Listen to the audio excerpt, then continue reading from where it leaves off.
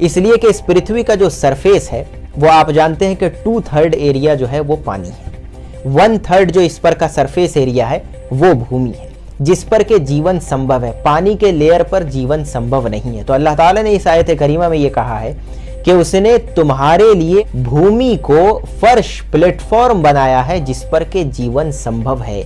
यदि ये प्लेटफॉर्म नहीं होता तो मनुष्य का इस धरती पर जीवन संभव नहीं होता। इस व्यक्ति ने खुद से अपनी व्याख्या कर डाली है। पृथ्वी को फर्श की तरह बिछाया गया है। वो क्यों बिछाया गया है ना, क्योंकि अल्लाह मियाँ को पता था, क्योंकि 2/3 पर पानी है, बाकी पर ज़मीन बिछानी थी, क्योंकि जल पर तो नहीं रह सकते। कुरान में ऐसा कहाँ आया है दोस्तों? कहीं नहीं आया है। पृथ्वी का घूमने का जिक्र नहीं आया है। प्रत्येक जगह सूर्य के घूमने का जिक्र आया है। वल अर्द बअद ज़ालिका दहाहा, यहाँ धरती के बारे में कहा गया कि ये ऑस्ट्रिच के एग, ये अंडे की तरह है। दूसरे वस्तु के संबंध में अंडे कई प्रकार के होते हैं या कई आकार के होते हैं। इसमें भी यदि आप ऑस्ट्रिच के अंडे को जब देखेंगे और अर्थ का जो शेप डिस्कवर किया गया है उसके साथ जब उसको कंपेयर करेंगे तो आपको पता चलेगा जो बेस्ट सूटेड वर्ड हो सकता था आज से 1500 वर्ष पहले वो ऑस्ट्रिच का अंडा है। आइए बात कर लेते हैं हम कि जहां पर इन्होंने बताया है कि 7930, वाह क्या बात बताई है। दहाहा लिखा हुआ है और दहाहा का मतलब होता है ऑस्ट्रिच का अंडा, शुतुरमुर्ग का अंडा।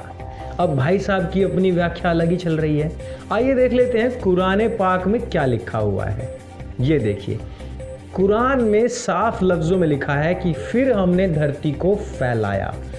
आइए देखिए दूसरी कुरान की भी आयत को देख लेते हैं, उसमें क्या लिखा है। धरती को फैलाया, कहीं पर इस बात का जिक्र नहीं है कि समुद्र का इतना हिस्सा है या पृथ्वी का इतना हिस्सा है, इसलिए हमने पृथ्वी पर ही अलग से फर्श बिछाया। दोस्तों वैसा तो कहीं भी नहीं है।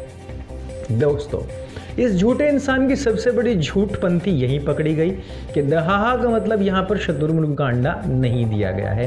केवल पृथ्वी को हर जगह फैलाने, लपेटने और फैलाने की ही बात लिखी गई है। आर्य समाज के लोग ये कहते हैं कि उनके यहाँ बहुत ज्ञान विज्ञान है, लेकिन जब आप उनके ग्रंथों को, विशेष रूप से यदि आप वेदों के बारे में बात करेंगे, वेदों में जब इस बात को सर्च करेंगे तो पता ये चलेगा कि उसमें कोई एक मंत्र भी ऐसा नहीं है जिसमें अर्थ मतलब इस पृथ्वी के शेप के बारे में कोई इस तरह का क्लियर इंडिकेशन दिया गया हो कि ये स्फेरिकल शेप की है। अगर दोस्तों इन झूठे लोगों ने इसी यजुर्वेद का, मैं जो अभी मंत्र आपके सामने मैंने पढ़ा है दोस्तों, वो आता है 1217वें पेज पर, 16वें और 17वें पेज पर आता है। लेकिन अगर इन्होंने 100वां पेज भी पढ़ लिया होता तो इनकी अक्ल के ढक्कन खुल चुके होते, अब तक ये टोपी गिर चुकी होती। उस पर क्या लिखा है? आयम गौः प्रश्निर क्रमीद सदन मातरम पुरः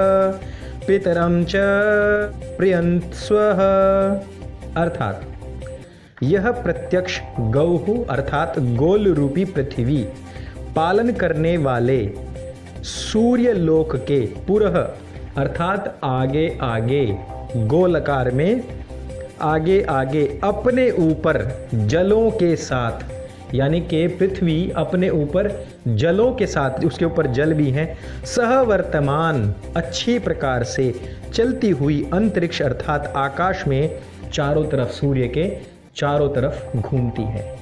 कितनी सारी बातें एक साथ बताई गई हैं कि यह जो पृथ्वी है गौहू अर्थात गोल रूपी, गो गमनात भी होता है, गो गमनात चलने वाली, गौहू अर्थात गोल, और कैसे चक्कर लगाती है? आक्रमित, चारों तरफ चक्कर लगाती है जल सहित।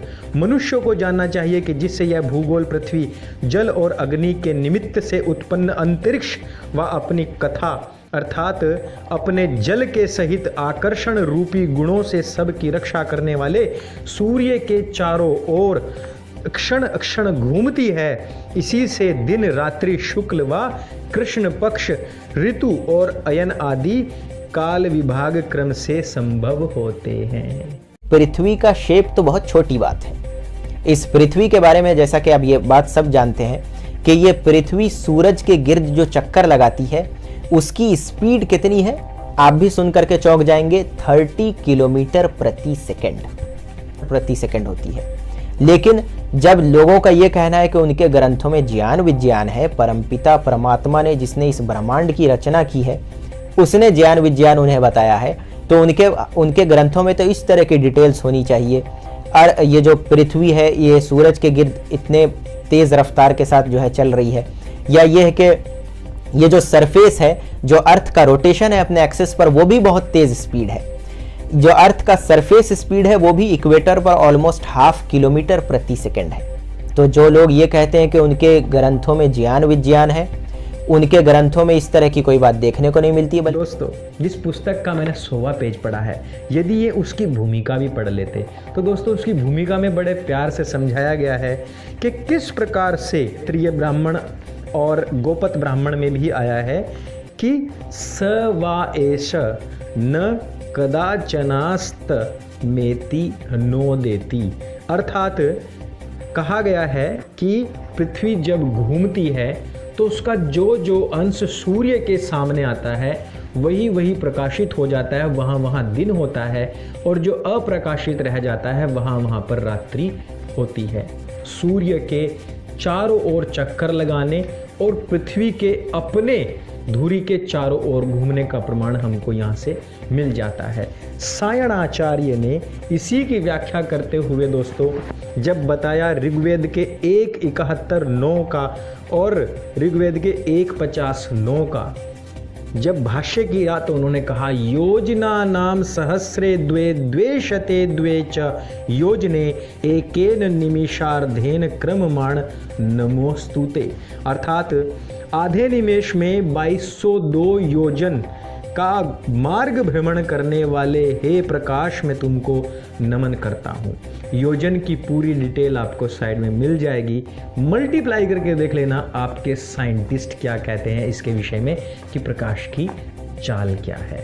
दोस्तों, इससे अधिक मैं और क्या कहूँ कि वेदों में सूर्य के आकर्षण बल तथा पृथ्वी के आकर्षण बल को अलग अलग बताया गया है। बल्कि इसके आगे इस यूनिवर्स में जो ये गैलेक्सी सेलेस्टियल बॉडीज घूम रही हैं, इसके बारे में चैप्टर नंबर 36 सूरह यासीन में अल्लाह ताला ने एक आयत में यह कहा है कि वकुल्लुन फी फलकी यस्बहून, इस कायनात में ये जितने भी ग्रह हैं, ये सूर्य है और जितने सैटेलाइट्स हैं, ये सब आसमान में अपने एक्सिस पर घूम रहे हैं। झूठे बंदे ने कहा है आयत नंबर 36-40 कहा है कि सारे के सारे जो ग्रह नक्षत्र हैं वो अपनी अपनी कक्षाओं में तैर रहे हैं, ऐसा कुरान में लिखा है। और जितना स्पेसिफिक और साइंटिफिक कुरान ने बोला है वैसा तो कहीं से लेके कहीं तक भी बोला नहीं गया है। भाई साहब, अगर आप इसकी पूरी व्याख्या पढ़ लोगे ना, हार्ट अटैक से मरी जाओगे। अब मैं इसकी व्याख्या आपको पढ़कर सुनाता हूँ, जरा दिल थाम कर बैठना। इसमें लिखा क्या है, केवल और केवल सूरज चांद की बात चल रही है। 38 नंबर, और सूरज अपने मुकर्रर ठिकाने के लिए चला जाता है, यह सीधा हुआ है जबरदस्त साहिब इल्म का, अर्थात वो अपने ठिकाने पर चला जाता है, अर्थात सूर्य स्वयं घूमता है। आगे बढ़ते हैं, कह रहे हैं और रहा चांद, उसके लिए हमने मंजिल मुकर्रर कर दी है, यहाँ तक कि वह फिर खजूर की पुरानी खमदार टहनी के मानिंद हो गया है। तो यहाँ सूरज और चांद की बात चल रही थी और लिखा है न सूरज ही से हो सकता है कि चांद को जा पकड़े और न रात दिन पर सबकत ले जा सकती है, सब अपने अपने मदार में तैर रहे हैं। अब सब की किन किन की बात चली है, यहाँ पर कोई शनि बृहस्पति शुक्र मंगल ग्रह की बात नहीं चली है, यहाँ केवल सूरज और चांद की बात चली है। और जहाँ पर दो हुए वो हो गया बहुवचन, और वहाँ पर कह दिया गया सब अपने अपने मदार में तैर रहे हैं।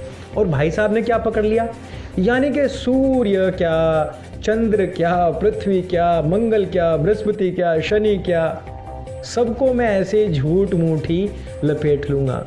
मुझे एक सलाह देनी है इस भाई को कि इसको अपनी कुरान खुद से लिख लेनी चाहिए, और हो सके तो अपना साथ ही साथ एक फिरका भी बना ले। ये किताब है, कुरान में शब्द आए हैं युकव्विरुल लैल अलन नहार, वो रात को दिन पर लपेटता है, व युकव्विरुन नहार अलल लैल, और दिन को रात पर लपेटता है।